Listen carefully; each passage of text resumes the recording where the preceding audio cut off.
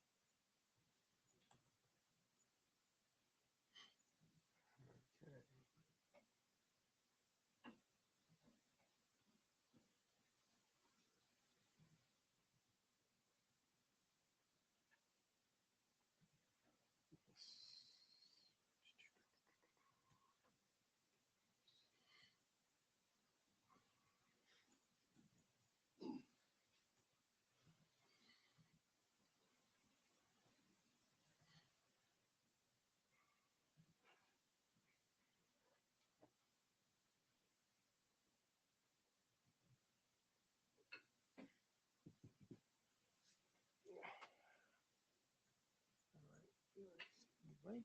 There's Lucas, Francesca. Mark must have just made that. Okay.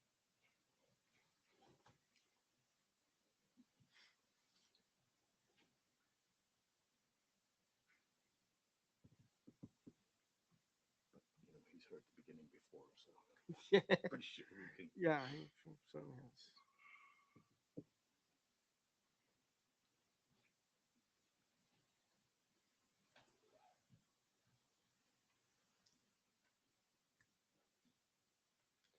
All right, we're just waiting for Mark and others late arrivals. This is HTTP API. If you that is not your intended destination, please exit the plane from the rear of the door. From the rear door.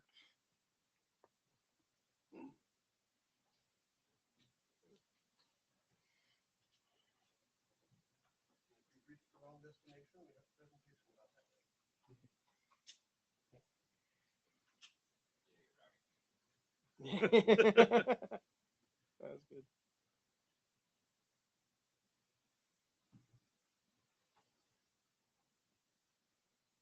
I've learned you can put the slides in the right order. Oh, by dragging it. Yes. Yeah. It's convenient.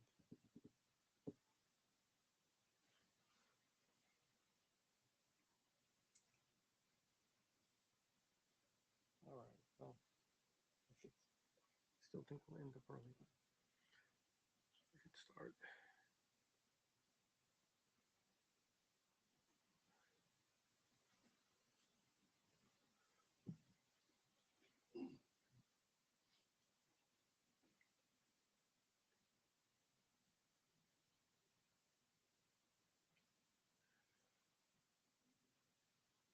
Okay, welcome. This is like probably the exact midpoint of the week. So we're now turning around and beginning the descent to continue the stupid analogies. My name is Rich. This is Daryl. We are the co-chairs of the HTTP API working group. Up front there is our responsible area director, Francesca.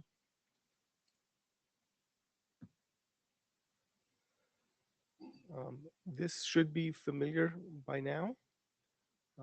It is a reminder, emphasis reminder, of the things you agreed to when you registered for the IETF meeting.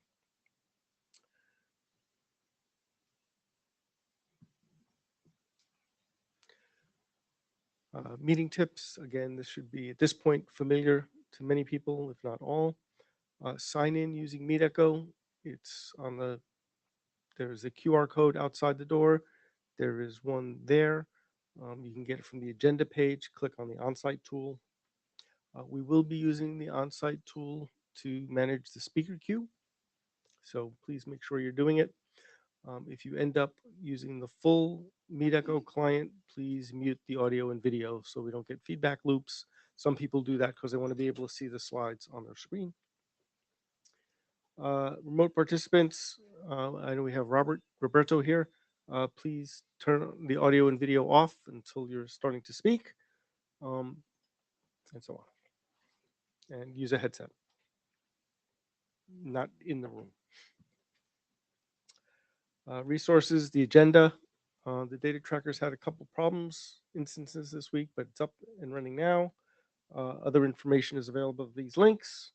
And if you have an issue, you can use the link below or email support@ietf.org. Okay, agenda. We need someone to take minutes. They don't have to be exhaustive. It's not, we're not looking for a transcript. We're basically just looking for uh, summary of conclusions. I guarantee your chairs use this, so in a month we can go back and look and see what we forgot to do, that we promised to do. Anyone interested in taking minutes? Bueller? Bueller? If you want to do the meeting, I'll do minutes and slides, I guess. Okay. All right. I've been voluntold. Okay. The notes page, where I'll be taking the minutes and anyone can contribute, is there. Again, you can get it to a link off the IETF agenda. So these are the presentations and the order we have. Does anybody have any suggested changes?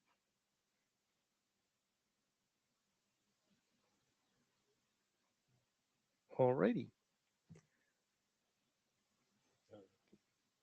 I'll upload slides.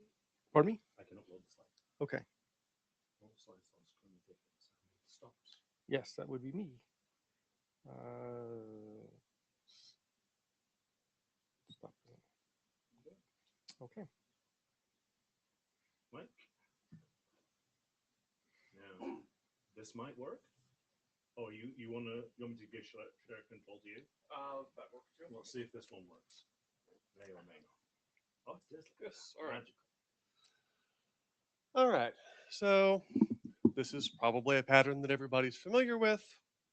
Client makes a GET request for some URL, which may be just the root of the page. You get back a 301 that says, hey, you should have used TLS. The client uses TLS. They make the same request, and the world goes on. Everyone's using encryption. We're all happy.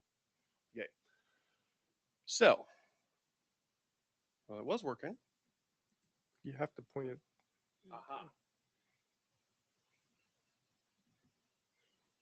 Maybe. Maybe. It's patchy. Let me Okay. I can move to the next slide. It's up to you. All right. Here.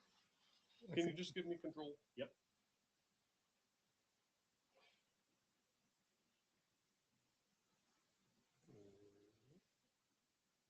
Try again. Oh, there you go. I got it. Yep. Okay. All right. All right. So we do this, the collective we do this all over the place. Pretty much any reverse proxy TLS terminator has some flag that you can set that says, hey, I want you to listen on port 80, redirect everything to HTTPS, and let's move on. Sometimes it's, here's your config you paste in. Sometimes it's just a toggle that says, yeah, we should use HTTPS. That's good. So the question is, are things different in this scenario where the first client request is post to login with a secret token, and you get your 301, you should have used TLS. Use TLS? Okay, here's my secret token over TLS. Problem is, you already leaked the secret token. TLS is doing you no good at that point. You've already, your secret's out there. So, this makes me think that APIs might be a little bit different in this space. What are we going to do about that? That's what this draft is. Yeah, the attacker could have been listening. So, I would make the statement that if your API uses credentials, that API should never be accessed over an unencrypted channel.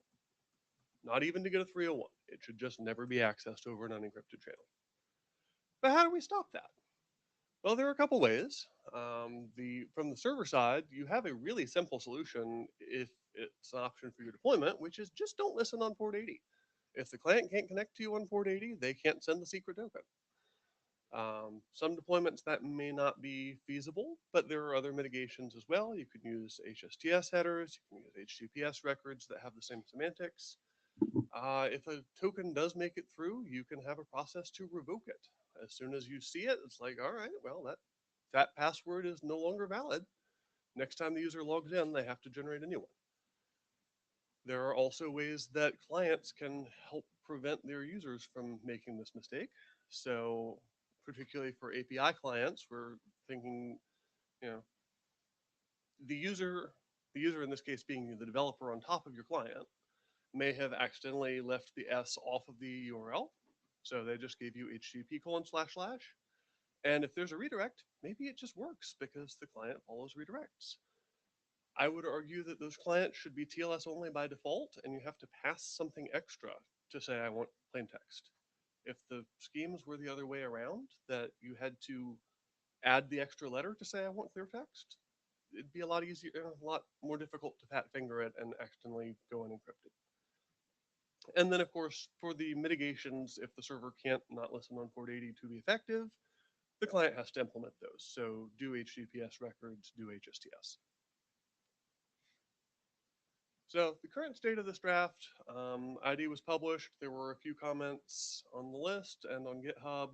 There was a call for adoption. I didn't see a whole lot of response to that, but the chairs declared it adopted. So maybe there was some I didn't see beyond the comments that were on the draft. But that's where we stand. So I guess the next question is, what do we want to do with this? Do we want, how do we want to move it forward? Is it perfect? Like, what's the plan?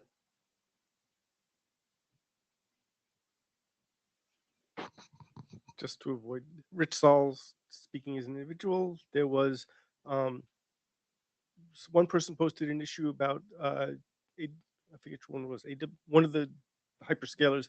Do you just send a key identifier and some encrypted data? I believe it's an issue in the GitHub tracker. So that should be addressed. So that can be an additional mitigation. I think that might have been That was you. yeah, that's me, Marius Kleidel.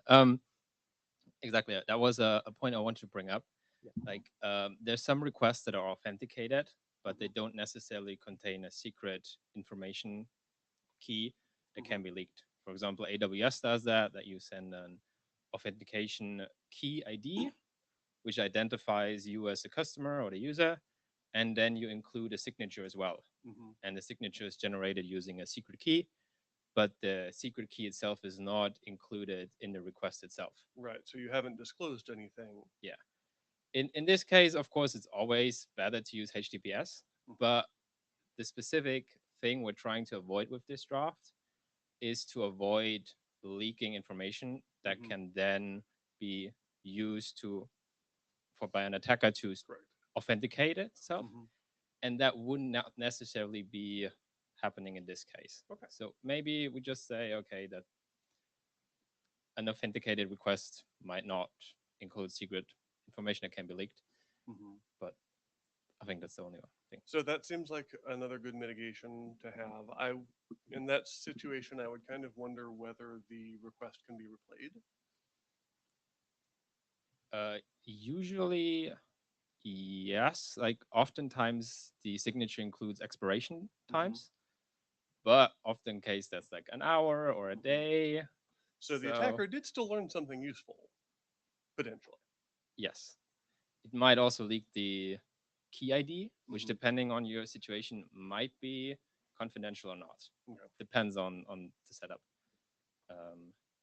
But yeah, maybe that's something to consider in the draft. But otherwise, I think this is a really good document. I myself have not thought about this too much in the past, so I think definitely something good. Thank you. Just to call out, I don't see that issue on the GitHub repo you were just mentioning. So it may live somewhere else. Oops. Okay. Hey, Lucas Pardew, Cloudflare. I'm in a bit of a post-lunch food state, so I had a weird thought, like that might be completely irrelevant. This is kind of like the traditional model where you make a HTTP connection, right? It port 80 or something. But is there anything here about like other kinds of HTTP that the IETF's inventing? Like if we did something like chunked HTTP or you know, some of those other kinds of formats that in some notion are protected but then they get unprotected somewhere. Mhm. I just wondered if there was anything we might consider saying. I've got no suggestions, and it might be a stupid idea and it completely irrelevant. But I just, So I think that may actually fall into the same bucket of there are ways of delivering the request that don't include a secret credential. So if, let's say, the request came in and you know that that endpoint is only accessible over your VPN or is only accessible over OHTTP, and you can verify on the incoming connection. Well, difficult to verify on the incoming connection without a client certificate, but you know where you know what the endpoint is scoped to, and you think there can't be an attacker listening there. Now, there's also Prism stuff from a couple years ago that says you might be wrong about whether there can be an attacker listening there. But yes, there are situations where you might have higher confidence about where the request came from. yeah. So I'm just wondering if maybe we can't talk about all of them, but is there some way to frame some language to help people figure out the considerations and the trade-offs about when they should trigger this? Maybe, I don't know. Yeah, I wonder, like maybe where we say stop listening on port 80, we could also say or restrict where you will accept connections from to closed inputs, basically. Something like that. I'm happy to review text maybe and Mhm. throw some more words in there. Yeah, thank you. Those are both good additions. Jonathan? Hi. So can you guys hear me? Yes, we can. Okay. So I was thinking, actually, this doesn't really help you because if I have an on-path attacker, the on-path attacker can intercept the request on port 80 and like do whatever they want.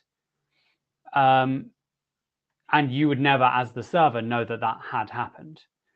So maybe a different approach would be to just say, Can you clarify what doesn't help that? Because that's kind of. so let's say I configure my server to not listen on port 80. Mhm. That doesn't help if there's an on-path attacker who pretends to be listening on port 80 because it's unauthenticated. Yes. So instead, or as well, actually, you could say the correct credential is the hash of your TLS exporter ORD 0 and the credential. Because if you think about it, then if that gets sent over the wire over non-TLS, you get the hash of 0 and something, which doesn't let you go backwards to then say, I can now reuse this on a TLS connection.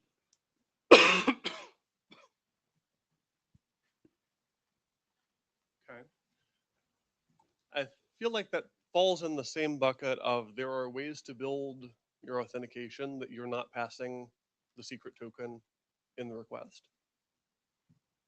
So you would still be passing something immediately derived from the secret token. Yes. It's just by adding a hash, you can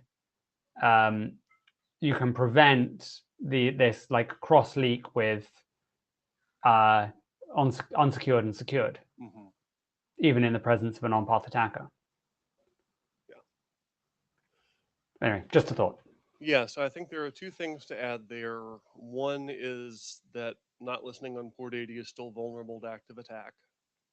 And the other one is expanding there are mechanisms that avoid passing the token anyway. Okay. Yeah, we can do this.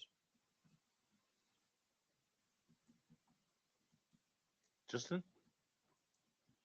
Hi, Justin Richer. Just wanted to add that the last thing that Jonathan was talking about smells a lot like token binding, which tried and failed to give us great security in the world because of the usual separation between sort of the TLS processing layer and the application and authentication processing layer that we have in real world applications. I'm going to talk more about that in my talk in just a minute too.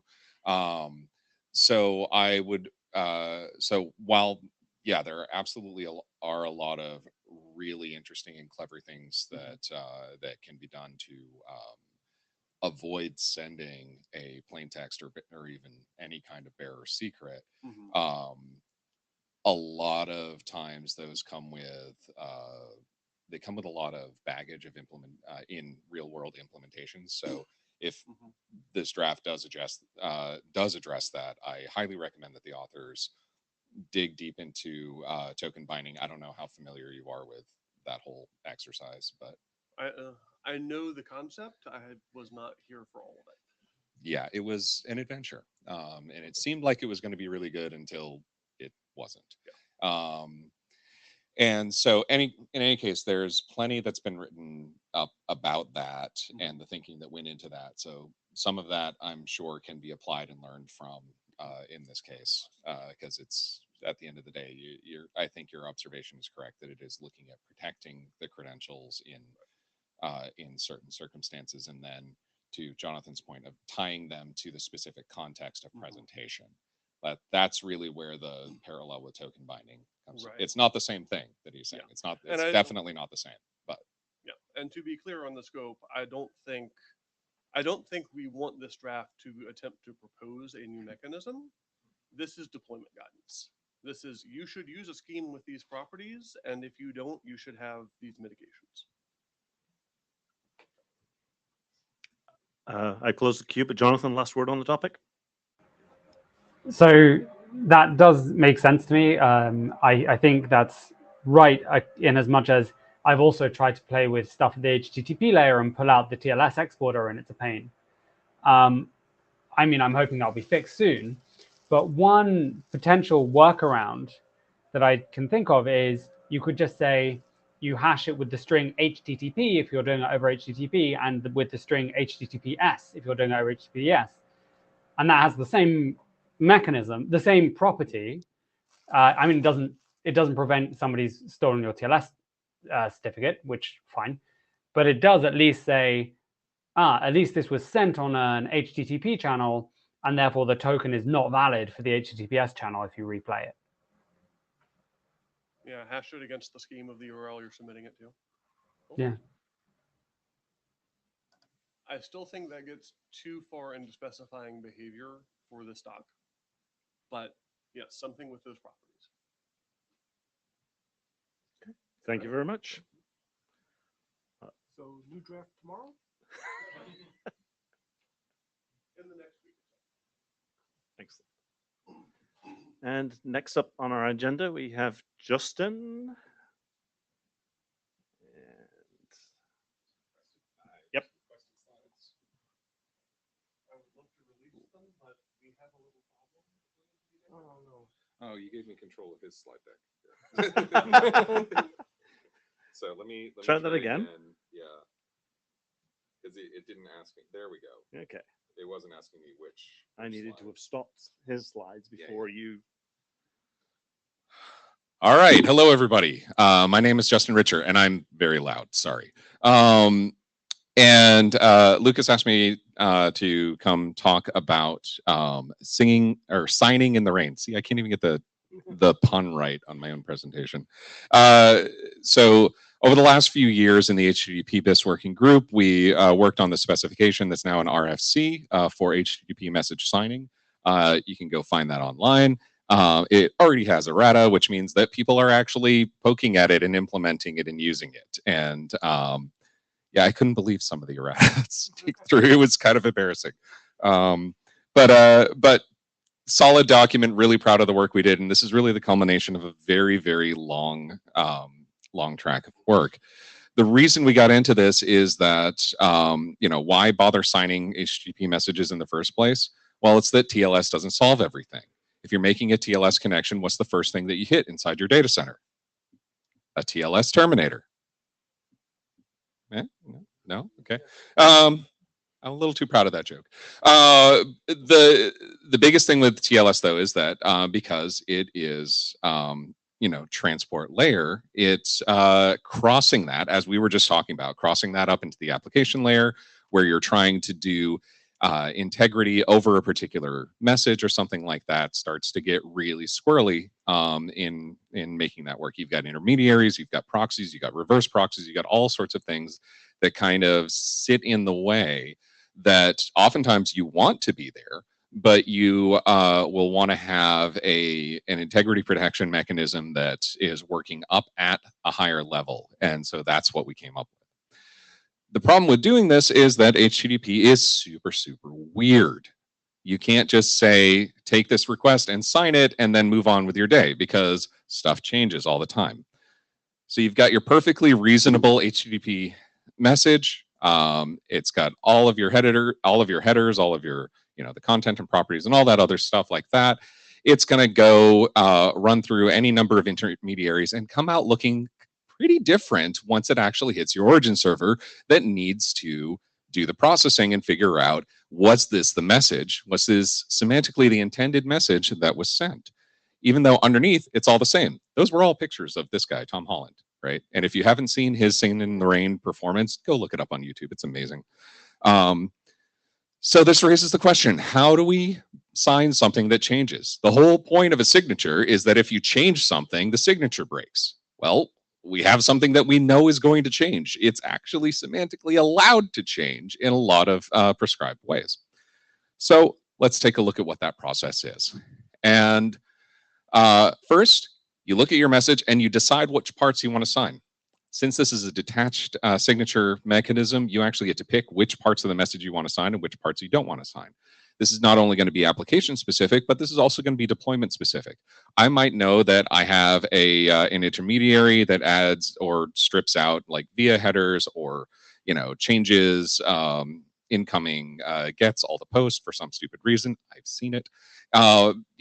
Any kind of thing like that in your application stack is going to be unstable or unreliable, but doesn't affect the processing of your application. You can decide whether or not you need to sign it. We then create a deterministic signature-based string based on that. So we take as input the list of things that we're going to sign and the input message, and we deterministically generate a string, and then we calculate the signature cryptographically over that string, and we attach it to the message. We also attach the list of things that we signed, so that we can allow the verifier to recreate this. And this is important. We're not attaching the signature-based string, and we're not encapsulating the message in any way. This isn't like this isn't like OHI. This isn't like some of the Jose-based mechanisms that are floating around at the application layer. This is very explicitly sitting as part of the message and attached to it. So now we can send it out across the internet, but now we need to verify it when it gets to the other side, okay? So we send it out across the internet, then the internet happens to it, and it shows up looking different on the other side. This happens to our HTTP messages all the time. It can be as simple as headers getting reordered or combined. Those things seem to be pretty innocuous in terms of HTTP, but they're absolutely detrimental if you were counting on an exact byte stream to calculate your signature across. So we need to be robust against stuff like that, because these two things are not syntactically the same, but they're semantically equivalent as far as our application is concerned. So to verify, we look at the signed message, we pop that signature off the end, and the signature includes in it, the structure includes in it, this is the list of things that we signed going in. So first, I need to make sure that everything that's in that list is the stuff that I care about, because if the signer didn't sign something that I really care about, I should just reject the message outright. That is a really, really important first step. And we go to great lengths in the RFC to try to get people to actually do that right. Next, we recreate the signature base using this different HTTP message as our input. But because of the deterministic construction, that is an ordered set from, thanks to structured fields and all that stuff, we create what is hopefully the same signature base based on this slightly different but semantically equivalent message. And then we can verify the signature based on that. Right? So we are not sending the signed bytes across the wire in exactly the same way. We're not wrapping this in a signature. This is another header. So with this set of primitives, we can do some kind of neat advanced stuff. So for example, one of the most obvious things that you can do is if I have a signed message and it hits a terminator, I can just sign the signature and pass it along. Well, it turns out you're not supposed to actually do that. And we have added a big discussion in the RFC thanks to some cryptographers that came in and told us why mathematically this is a bad idea. What you can do, though, is in addition to signing the signature, you can sign the relevant portions of the signed message, again, using the additional key. And this doesn't actually add anything to, apart from a little bit of overhead to list those fields a couple of times. You're basically saying, this was the signature as I saw it on the message, plus these are the other bits that I actually care about. And you get a lot of really great message integrity properties now with multiple keys. So we can actually make use of the fact that we have intermediaries messing with things on the way. We made sure that you'd be able to sign the message content, and we do this by using the whole digest header suite. And it was great fun convincing the RFC editor that these were not related documents, but they weren't unrelated documents. And so we actually did manage to get cross-reference between them, which I thought was pretty great. But what it amounts to is that you digest the content and then sign that as a header. Really simple. Same idea with with client certificate headers. Another RFC that came out of the HTTP working group within the last couple of years. So this is how you can start to actually pull information up from the lower layers, but by using things like the terminator. So the terminator can actually terminate the TLS connection, wrap that up into the client cert header because that's what it's there for, and then sign the message with the header that says this was the certificate that I saw using the terminator's key. In addition to any other fields that it wants to be able to sign and prove like this is what it did. So this allows the terminator to actually change the origin, change the verb, change anything that we want to, but sign this was the state of the message that I saw it, and I'm proving that this is where it was at that point. The last neat trick you can really do is that if you're signing a response, which by the way, you can sign requests and responses using the same mechanisms. If you're signing a response, you can sign parts of the request that made that response happen, which works really well if you want non-repudiation for API response calls, for example. And this is how the FAPI working group in the OpenID Foundation is applying this RFC today. So as just a quick example, OAuth protected resource access, we have an authorization header. We are assigning the method, the authority, the path, and the authorization header, and we attach a signature there. If you've seen structured fields, this should all look really familiar. And it really is that simple. It's like we have the secret key here. In this case, it's an HTTP signature bound OAuth token. There it is. Client authentication. Again, I do a lot of work in the OAuth space. So authentication of client applications, in this case for an OAuth token request, we can sign it with the client's key, and that provides the authentication of the client application strongly bound to the message making the token request. In this case, I think we should have actually had a content digest header here. I left it off the example. Sorry. That's on me. And then the server responses. In a lot of data center and API use case, you want to have some assurance that it was a particular origin server that is signing something and handing it back. This is where you can start to apply all of these same principles, all of these same mechanisms. And importantly here, so I'm co-chair of the Whimsy working group. We're doing a lot of work with workload identities and workload security systems. This kind of stuff in a workload environment where you have one thing that its entire job is to sit in the chain in the right part of the path and say, yes, this is the right answer, sign it and ship it on. This fits perfectly within that type of thing because that thing is not going to be the TLS endpoint that's actually spitting out the thing. It's just one little node in a big graph of things that says this is the state of the system at the time that I saw it, and I can vouch for that. You can play around with it online. If you go to httpsig.org, we've got a live site. You can dump in a random but valid HTTP message in there and play through the signing stuff. And that's it. So the reason that I'm here today is that there's a draft that we're about to be talking about in a bit about error codes for digests. And I was asked, should we also have error codes for signatures? One of the important things with the signature RFC is that we kind of kept out of specifying things like errors and application level, like these are always the required fields, or this is how you always look up the key. we say to apply this, you have to define those as part of your application, but we don't define them in a single way in the signing RFC. So does it make sense to have a common set of error codes for signatures? Maybe, and that's why I'm here. Happy to take any questions about how this works or where it's being used, but yeah, that's all I got for this. Thank you, Justin. There are a couple of people in the queue. Lucas? Hey, I just want to say thanks, Justin, for me volunteering you to do this thing. Happy to. You know, not all working groups are able to. We have different constituencies, etc. So there's like the website tool you have, and like it's really great for getting to grips with this if people want to play around. Like it's a lot of fun. I did some of the digest stuff. I really still don't get all the message signature stuff because I don't operate in that space, but I can go and play around with these things and get a better feel.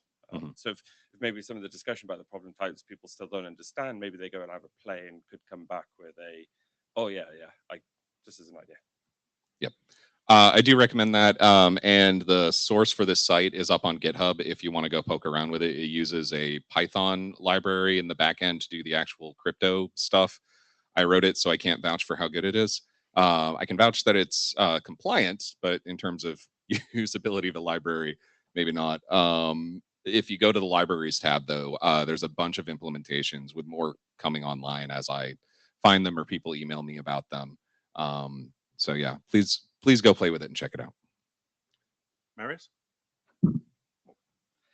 This is a bit of a more high-level question. So let's say if I'm building an API, can I use the signatures to authenticate and identify my users, or is this only for verifying the integrity of the message? It's for verifying the integrity of the message and its association with the key that was used to sign the integrity verification.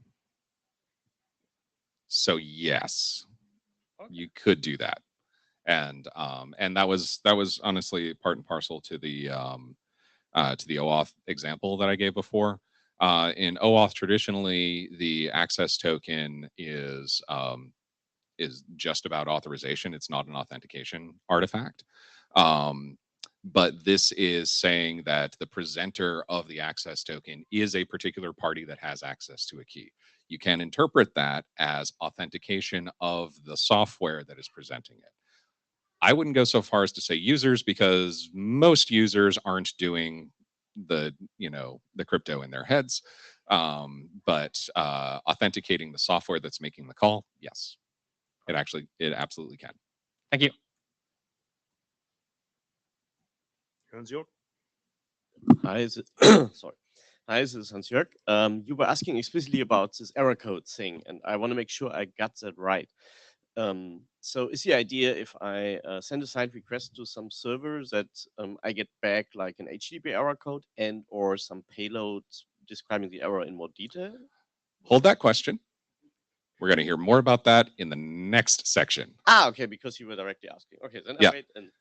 Yeah, so this is setting up the context for sort of the larger discussion about adding these API specific general purpose error codes.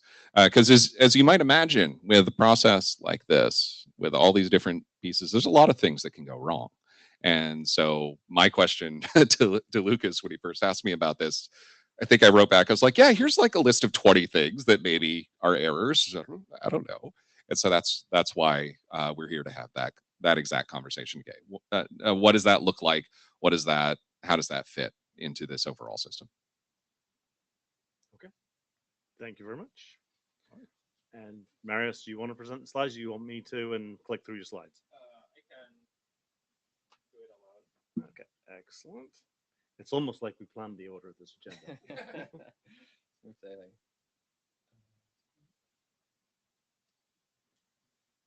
Yes. All right.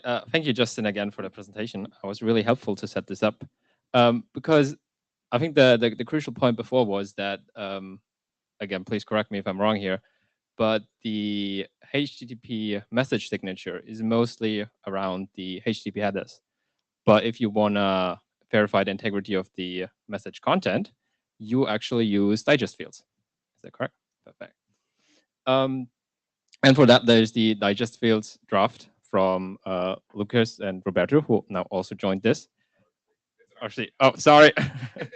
um, and just to put an example on this is one request that, for example, uses the representation digest that is now available in digest fields.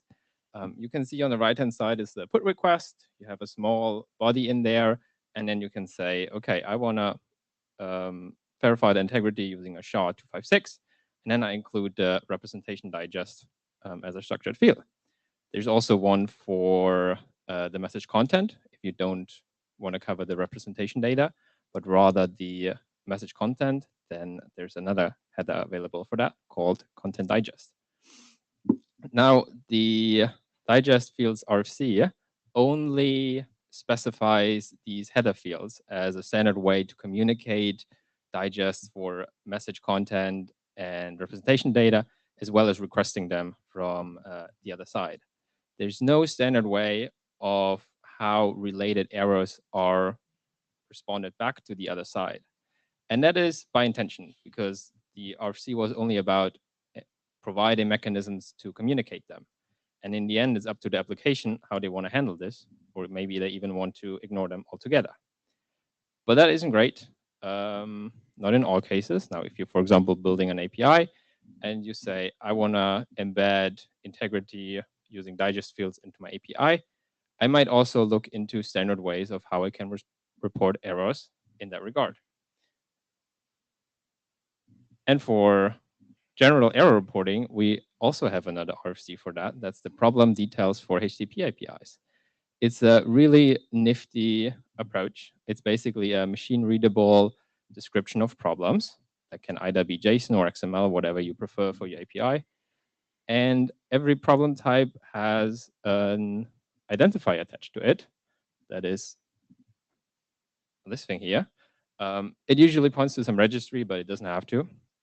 But the basic gist is just a standardized format of how you can report errors and associated information. For example, in that case, you can also include, if you say the problem is that you're out of balance, you can include information, okay, what is your balance? How much would it cost? Blah, blah, blah. And we can combine this to use it for digest fields. For example, on the left-hand side, you have a request that is roughly the same from the first slides, but you can now see that the body, there's a bit mangled data in there.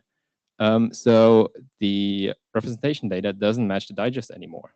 And then the server could use a problem type to respond to that, saying the bold values basically say, okay, digest mismatching value.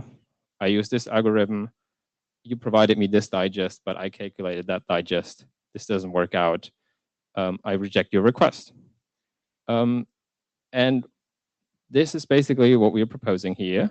We're proposing to define a set of problem types for use with digest fields that a server can use.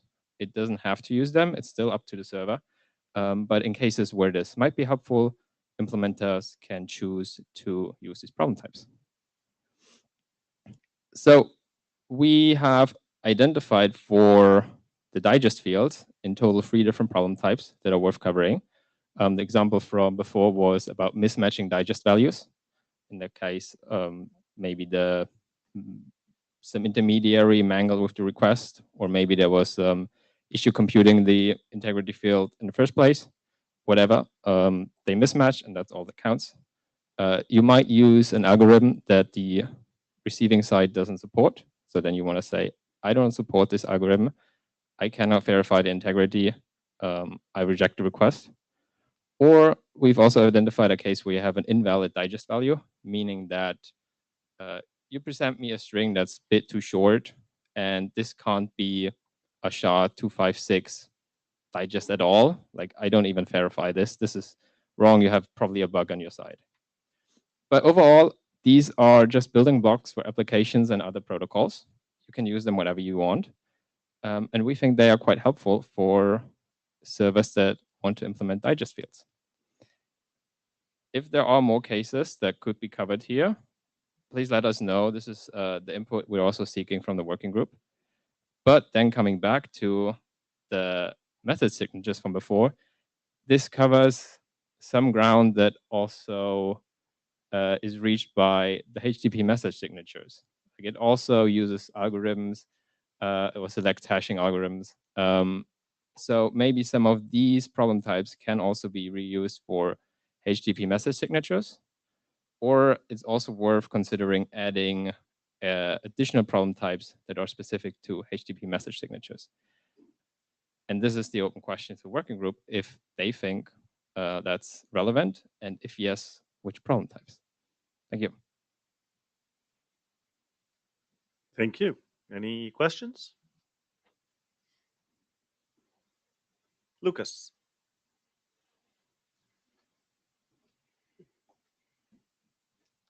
Lucas Pardew again. Sorry. Yeah, there's a comment, not a question really, but we got 3 up there. Maybe we could add a few more. The signatures is an open question, but the intent really is not to kind of boil the ocean and to find a whole range of like every combination of every possible thing that people might want. People could do that. Problem types is very extensible. They could enhance the things that we say. It's really what is like the minimum viable amount of things that we could spend a little bit of effort on in the IETF just to help people, so that when they're like, I tried to use these things and I needed to signal a problem with them and I just sent a 500 error code back, and then that blew up the client and I didn't realize there was problem types, but then someone pointed me at them, but I didn't know how to use them because I was using this other thing. This is just designed to kind of create an on-ramp to encourage people that there's some out of the box ideas we could do that are kind of vetted. You know, we have consensus here that this is a decent approach to those, and that's kind of where I'm thinking of this as an individual author contributor. But again, I don't necessarily work in the space above all of the levels, so I have like little strong opinions on any of this. So I would love some input for my authors and me. Thank you. Justin? Hi, hey, Justin Richer again. So one, I think this is good work. It's important work. First comment is that with any error reporting thing, you obviously are opening yourself up to an entire class of Oracle attacks. That has to be front and center, beat people over the head with that, with something like this. Because even in the example that you gave of like, oh, this is the digest that I expected. Yeah. It's like, well, okay, so that's my target. I can work with that if I've got a broken hash algorithm or some other type of known ciphertext attack that I can go. So you need to be aware that that's as an implementer, you need to be aware that that's something that you're potentially doing.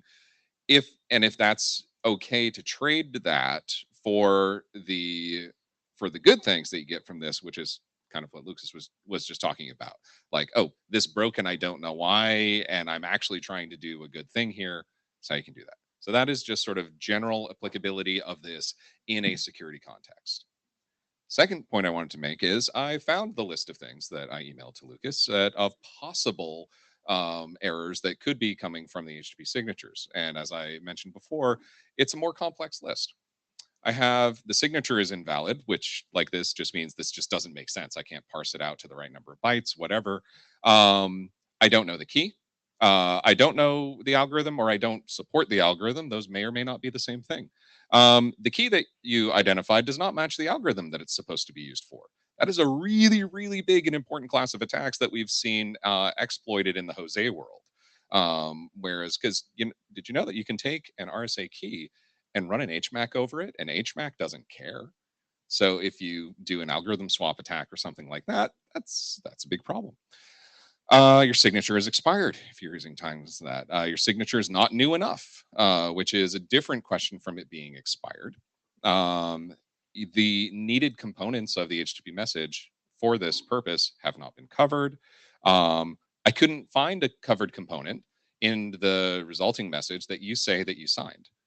I couldn't find any information about the application tag that was included in the signature, and some piece of covered content. And this is where sort of the crossover gets in.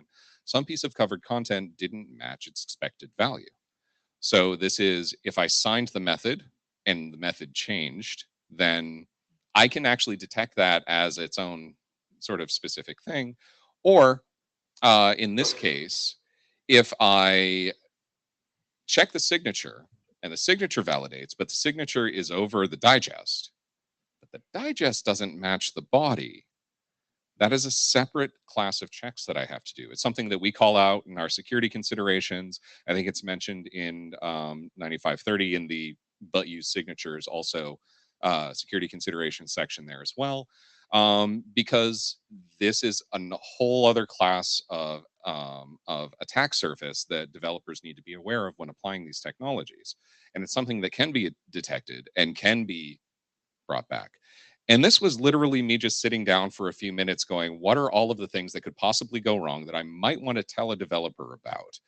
I'm sure there are more. So that last bullet point, should this be adopted in this working group and should this work go forward, be warned, that is a fairly large can of worms that's being opened, because the space of a detached signature on an ever fungible message with vague semantics at best is a really, really messy world. And I'm not saying I'm against it. I'm just saying that there's a fair amount of work that will go into including that if that's what the group decides to do. Appreciate the heads up there. Thibault? Yes, hi, Thibault Clafla. Do you have already from like the existing implementations, like a good sense of like what these error codes would be? Like, is there like a list for like various implementation and like how possibly to reconcile down the line? About the message signatures? I think specifically, yes, about like message digest fields first, because like this is the first one, but like it could also be with message signature that Justin just mentioned. I don't know. Okay.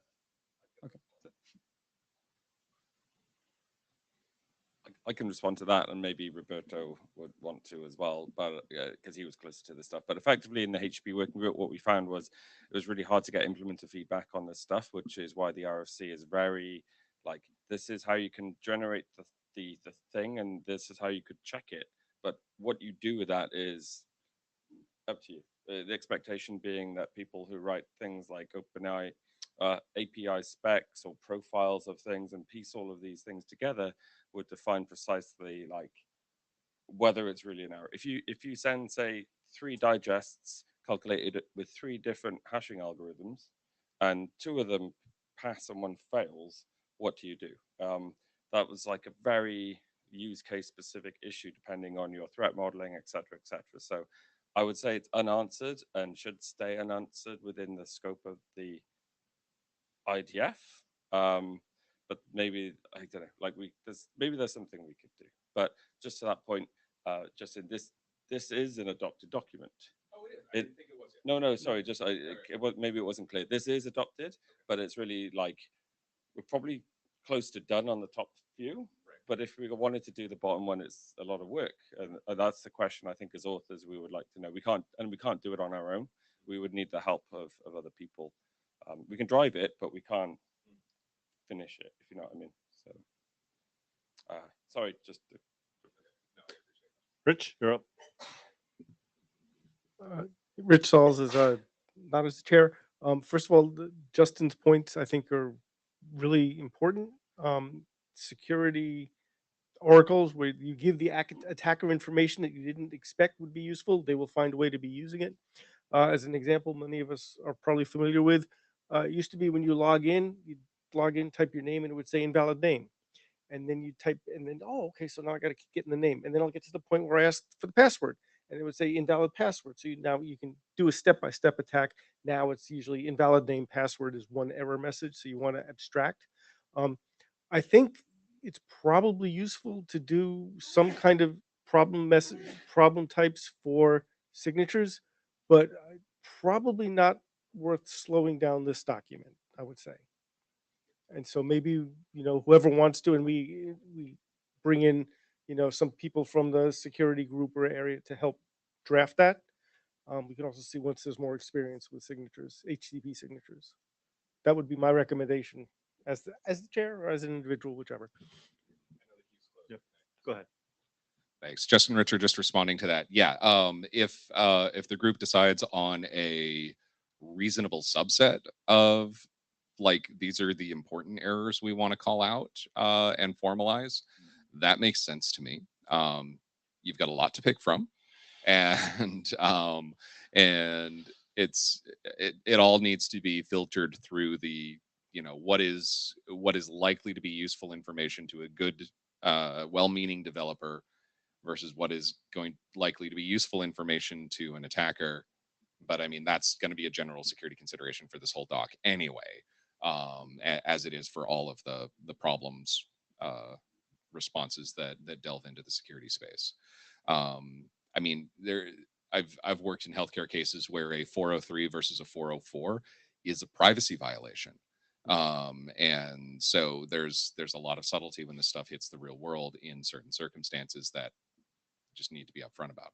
All that said, I agree with Rich that if there is a sort of a subset of things like this is a clear thing that we can talk about and it matches well with this, then I think that can probably be brought in without slowing down this work too much. But be careful. And I'm happy to help continue the conversation on that however I can. Awesome. Thank you. Thank you, Marius. Thank you. Just before we move on to the next presentation with Roberto, I just want to call out a conversation that has been going on in the chat, talking about naming guidance around these problem details. If we're going to start having more and more of them, it might be valuable at some point to have guidance as to the right way of structuring namespacing of these problem types. Roberto, do you want to share your slides or do you want me to do it? You can do it, please. Okay. So, long time no see. Indeed. There you go. You just tell me when to go to the next slide. Okay. Media types for REST APIs.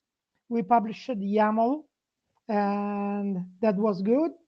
Next, the goal was increasing interoperability when processing API specification, leverage content negotiation, and simplify cooperative development and cataloging of API. I saw that there is even concurrent work on API catalog. I think it's cool. Now we are left with JSON schema and OpenAPI to work on. Next. So currently there is no registered media type and there is no interoperable way of content negotiating or OAS documents or JSON schema. Next, and well, the easy way, the quick win is to publish OpenAPI in JSON YAML. With JSON schema, there are a lot of issues now because it's a very fluid specification. It seems that every version of this specification is actually valid. And the problem is that when you're up to fragment identifiers, different specification interpret fragments in different ways. So it's very complex. JSON LD moved to the W3C. YAML has been published. So I think we have to focus on OpenAPI next. We split the specification. It's now decoupled from JSON schema. Fragment now is deferred to the OpenAPI specification. This is the fastest path to register the specification, the media type. I have to say, it's not necessarily the best interoperability option because since you don't explicitly state how you should manage fragment identifiers, maybe it could work, maybe it doesn't. Generally, you could at least tell whether an OpenAPI specification is in JSON or in YAML. So at least you can deserialize the payload, and that's good. So currently we have 2 pull requests. The first one is to track obsolete media types, such as vendor or OpenAPI. I don't know if we want to mention further media types, but just let me know, or pull request or add a comment. And then we received an issue since dependently on the OpenAPI specification, you could convey a complete OpenAPI document, so with the OpenAPI version, or just a single component.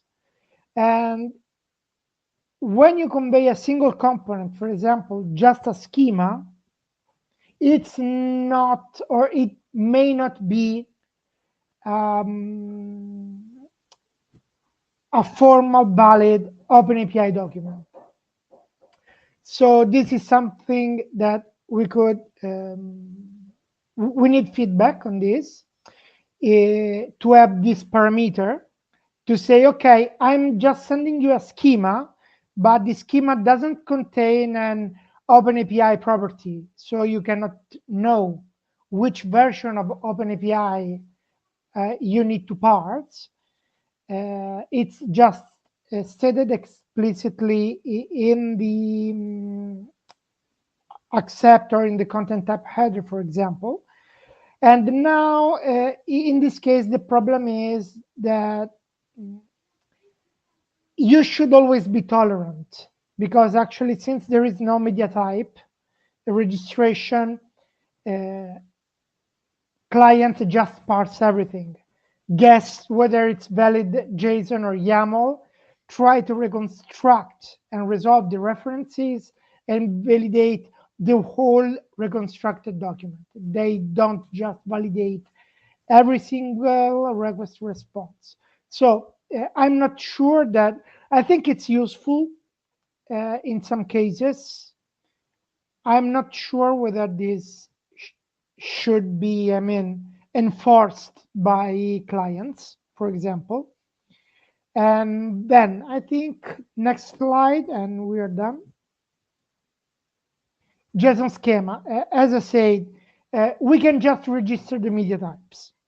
There are no specification, formal specification inside IETF.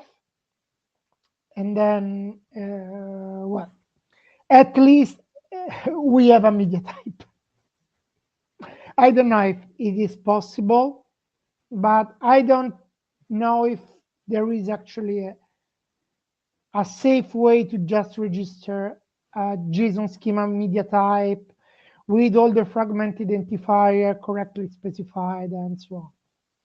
And I think that's it. Thank you. I added myself to the queue speaking as an individual. The latest patch of OpenAPI 3.1.1 and 3.04 has a bunch of language in it that helps clarify this idea of an OpenAPI description referencing into some blob of JSON or YAML, and requires the processor to interpret it based on the context of the reference. And so I think we can avoid concerning ourselves here with, well, what media type should that be? Because it's not interpreted based on the media type as such, or the semantics are based on the context of the reference. So I think we can incrementally register the OpenAPI media type to reference complete documents, and that will help, because now a reference, we will know that if you've made a reference and it's to a complete doc, it gets processed one way. If it's referenced, if we're referencing an OpenAPI, a JSON or YAML doc, it'll get processed a different way. So it's even in 3.0, because that was the problem, because in 3.1, everything was almost clear, right? Well, it was very confusing. hopefully 3.1.1 is better. So Okay. I think we should be able to make progress on this. Okay, so we don't need this component parameter. Correct. We can just focus on registering the media type. And now we have the structured suffix debate behind us. We can move forward with the plus YAML and plus JSON without any concerns there. Okay, so in your opinion, the document is complete? I will review and Yeah, I mean, provide my feedback on that. Yes. no earthquakes. Excellent. Thank you very much, Roberto. Does anybody else have any questions?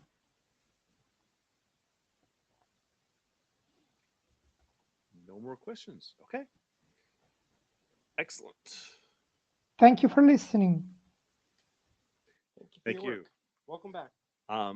And moving on to more Roberto's work that I'm now doing. Do I have to get up for this? No. Okay, I will do it from here then. A quick update. The chairs got via email. The byte range patch. Austin has been busy and traveling this week, but he promises to do a lot more work on it by the next IETF. So we will take it out of, at 122, we'll hopefully take it out of suspension. Okay, so without chair hat. Rate limiting. You will find lots of things that look like this out in the wild today. You make a request and a server returns you these x-rate limiting, rate limit remaining, and rate limit reset headers. Roberto brought a specification to this group, and we adopted that document with the plan to basically remove the x-, but keep compatibility and interoperability largely with existing implementations. There was an additional property that was added so that you could give policy on the rate limit header in this kind of structured fields parameter example that's here at the bottom of the slide. As we continued on this conversation about the various headers, we saw opportunities for making other improvements to the draft, and the working group decided that they would prefer to evolve and address problems that they saw in the space as opposed to maintaining compatibility with existing implementations. And the rate limit policy header was implemented, and it still remains optional, but it was separated out into separate fields, and we moved further into using structured header type capabilities. Although you'll see there's a little inconsistency here because some of the parameters are single character and some of them are words. A next iteration of this, because you can actually provide multiple policies and return multiple rate limits, there was a addition to this so that we can actually identify those named policies. So you can have different policies, and when you get a rate limit header, you get an identifier that tells you which policy that rate limit is for, so that you can correlate those things. And we made it so that everything just uses the single character parameters. Moving on from there, we had feedback that whilst many folks use requests as the default unit for rate limiting, there are other units that folks might want to use. And the draft currently proposes several different options: requests, content bytes, and concurrent requests, and has proposed a registry for these values so that they can be extended. There is also a thought around creating a new one called cost, which is kind of an arbitrary unit that the server decides. Feedback on that would be much appreciated. So in addition to quota units, There's another field that has a goal to solve a problem that we've seen, that there are lots of servers that return these headers, but there's not a whole lot of generic client code that processes these headers. There are folks that have written client-side code that does traffic shaping in order to avoid hitting the rate limits of a particular server, but it tends to be very specific to that particular service. And while we have quota policies now, which define the dimension of how much usage of something over time, they don't address usage of what and by who. Every single request is sort of considered equal. And the real business requirements don't match that. Different methods may be counted differently. Deletes maybe, or posts may be more expensive than doing gets.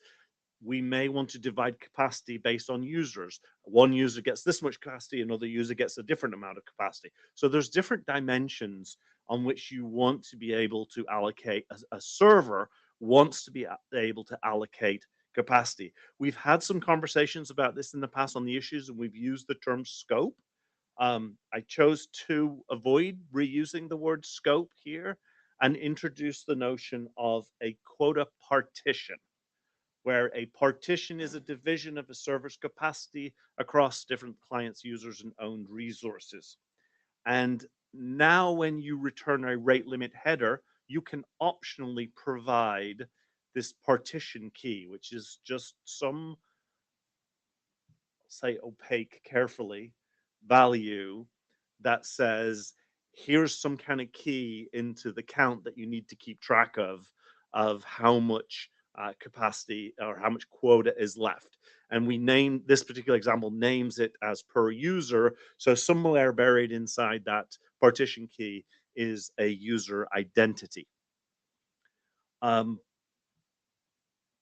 Why do we need this partition key? I believe it is because we need clients and intermediaries need to be able to use that key to track these individual limits. And if the client knows how to generate those or predict which partition they're going to hit, they can then proactively defer requests based on those policies. Now, they may need to acquire this information out of band, like how does this server, divide and allocate its resources. And so they could communicate that out of band, and then they can go write some specific code for calculating that partition key, and then hand that off to some generic traffic shaping client code. Or it is possible that generic clients could use some kind of heuristic to predict a partition key. They make a call to an API, they get a partition key back, they make another call that is very, very similar, and they get back a response that uses that same partition key. They can predict that future calls are likely going to fall into that same partition or not. And so formalizing this notion allows the development of this generic client-side code in an interoperable way. I sort of pseudo generated, like, this is what some client could do in order to take a request that they are about to send, to identify the method and to go look at the first path segment and go look into the token and figure out who the subject is and use that to encode that partition key to based on knowledge of how the server defines that. If there are errors in that Python code, don't blame me, blame the LLM. I don't write Python code very often. Now, I've proposed a couple of options of how we allow clients to generate those partition keys. We could go even further and actually allow the server to, in message, tell the client how to construct the key. And I kind of riffed on my basic understanding of the way signatures are done, where they can communicate and say, these are the pieces of the message that we think you should use in order to be able to manufacture that partition key. And So that would mean you wouldn't have to communicate out of band, and you could have completely generic client code in order to be able to calculate that. There are a number of specific things that I'm looking for feedback. You may have noticed that in the latest draft, the policy identifier, I changed it from using a structured field token to a string because I saw guidance in structured fields that said token was really for backward compatibility and you should use string. I'm open to opinions on that. Is it the right initial registry of quota units? Am I missing some? I chose content bytes explicitly rather than request bytes as a way of manufacturing capacity because a client knows how big their content is. They may not necessarily know how big the headers are. And so it allows them to know whether or not they have enough capacity left in order to make that request.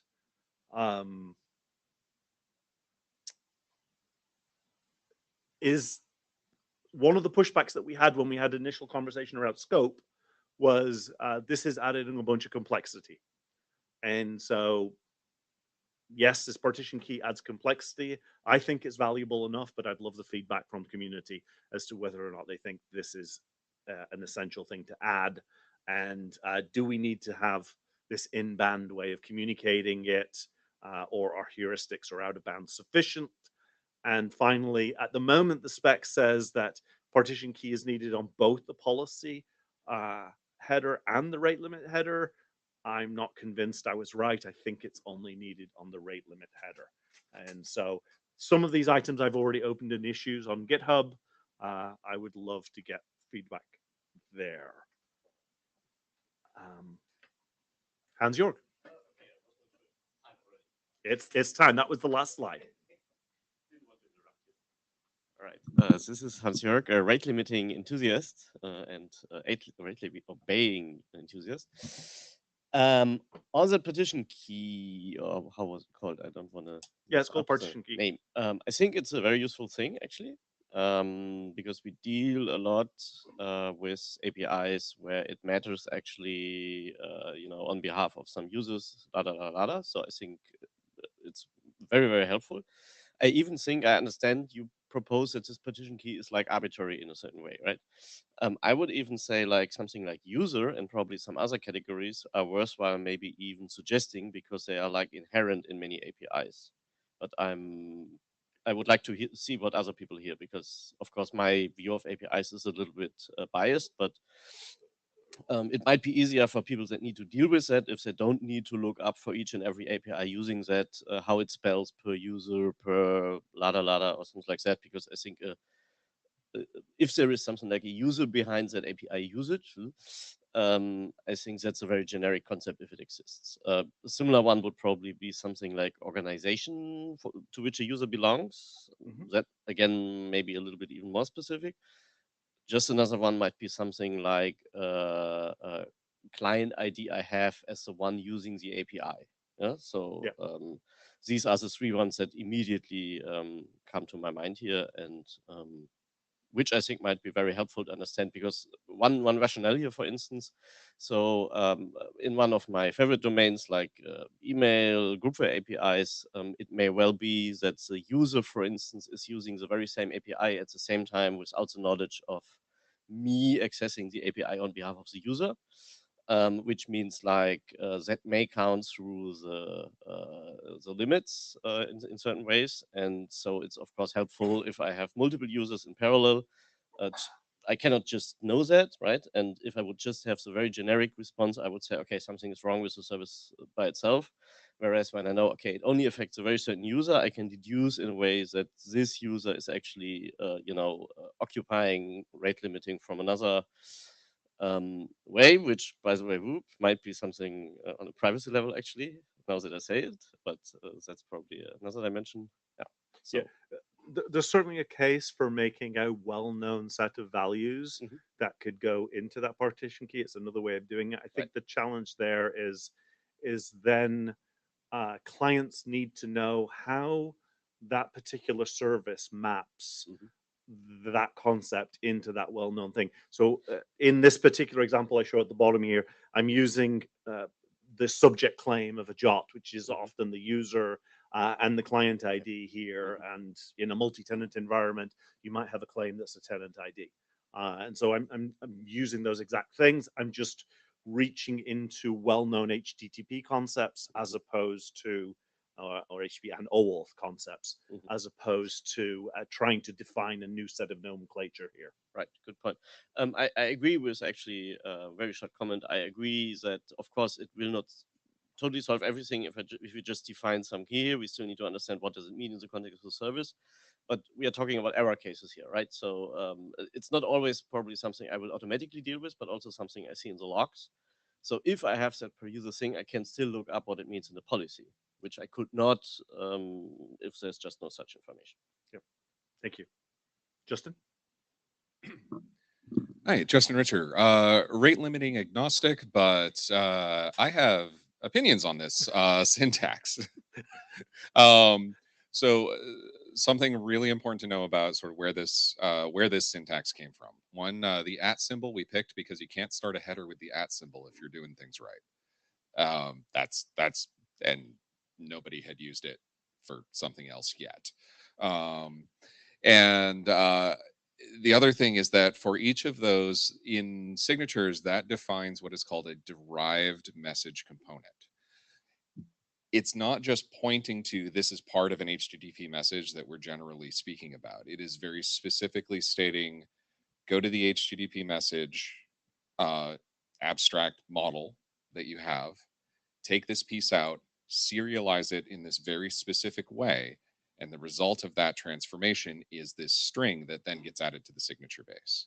You're doing something a little bit different here with the partitioning. You're using a bit of the first part and then extending the notion of that first part.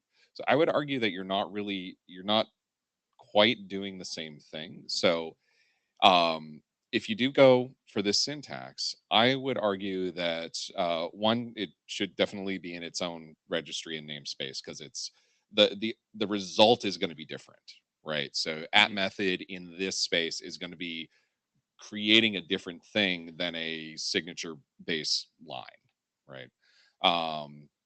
And also in signatures, we have all of those things of like, how do you process it with and without the @ sign, and like the security considerations around that might need something like that here as well, if you're sort of inventing your own syntax here. So I get where you're coming from for the inspiration. I think that part makes sense. I think in practical terms, though, it might make more sense to step a little bit further away from that and go back to sort of the core HTTP model and how you want to reference the parts of that model and bring them in specific to the use case here. Yeah. It was less about saying we should reuse exactly this thing. We should take inspiration for this and just. And that makes sense. We only invented that because nobody else had yet.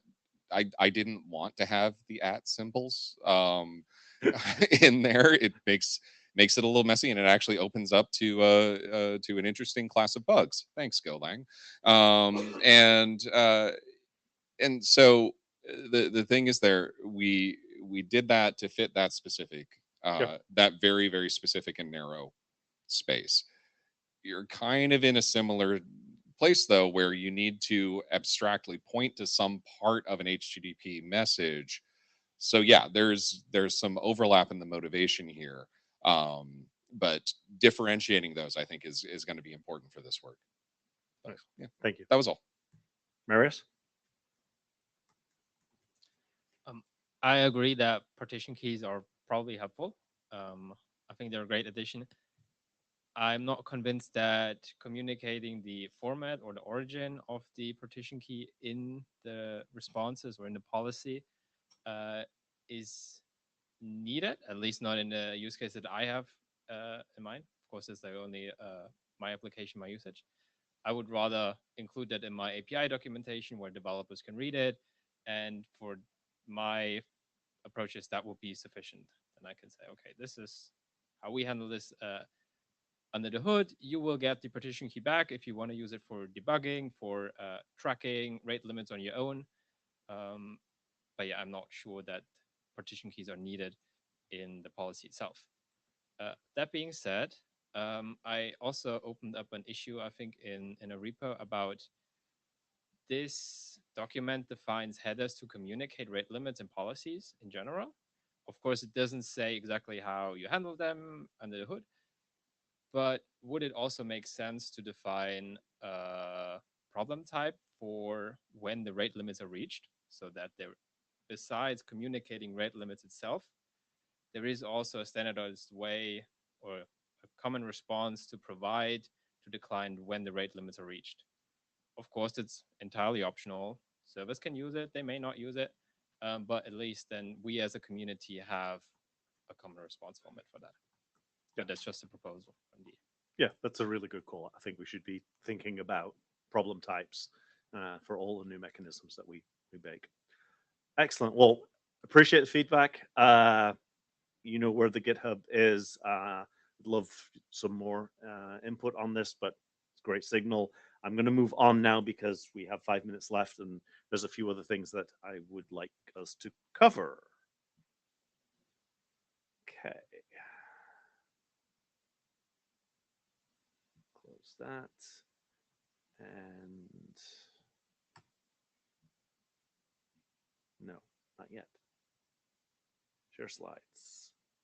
See if I can get this done in 4 minutes.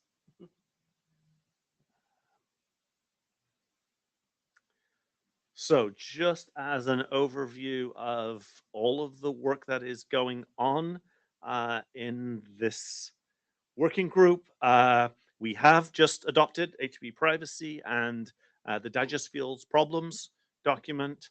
We have a couple of docs that are expired, the auth links header and link hints.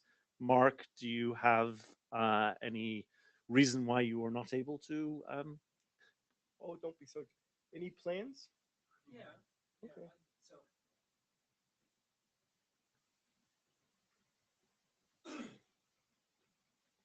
So the big issue is that the syntax is not a structured field, and to turn it into structured field needs some careful thought. Okay. And I do that very slowly. I did notice you have a whole bunch of issues that you have opened up for these various things. And so as we get to the next slide, we will request feedback on those things. In progress, we have the byte range that Rich mentioned earlier. Rate limiting the item potency key is also a very hot topic. There's a lot of conversations going on there. It would be great to get more feedback from folks on that. And we've talked about REST API media types. The API catalog is moving along swimmingly.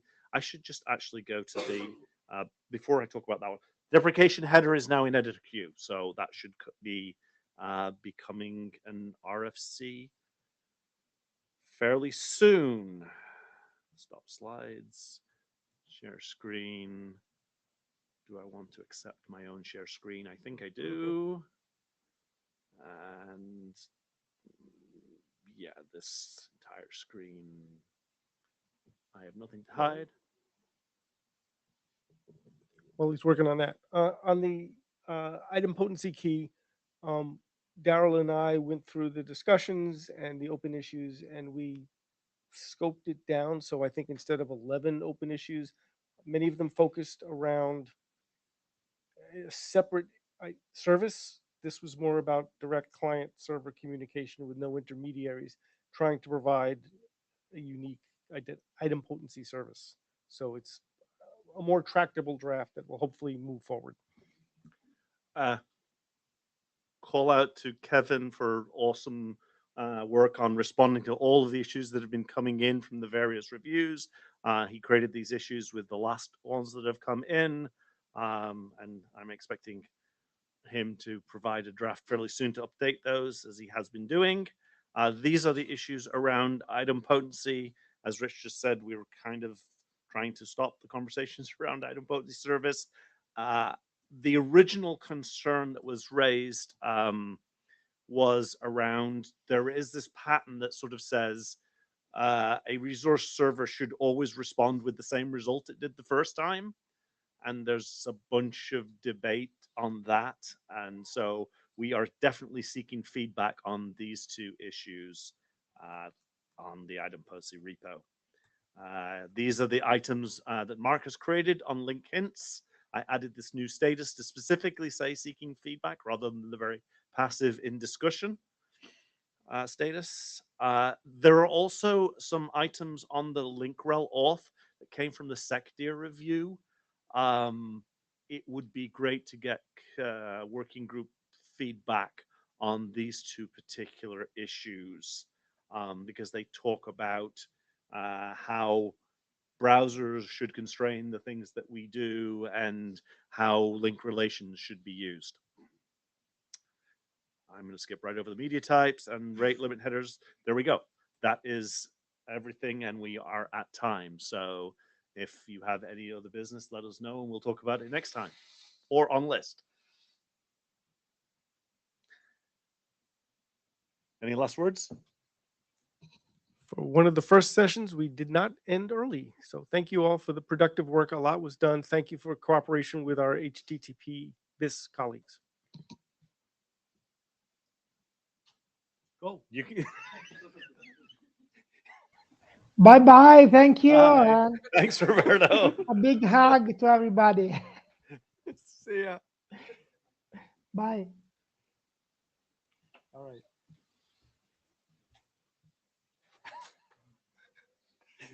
Speed through that last bit. Yeah, it's all right. You know, it's just an update. It was just presenting information. Okay. I took pretty good notes. I think I'll send the link to the list. We got a lot done. We did indeed. And I think the issue with Marius's issue was I put it in my original Yeah. GitHub repo. Yes, So yes, yes. we I got to saw move that over. I'll do that. And then put in a pull request to take my name off because Mike's don't all work.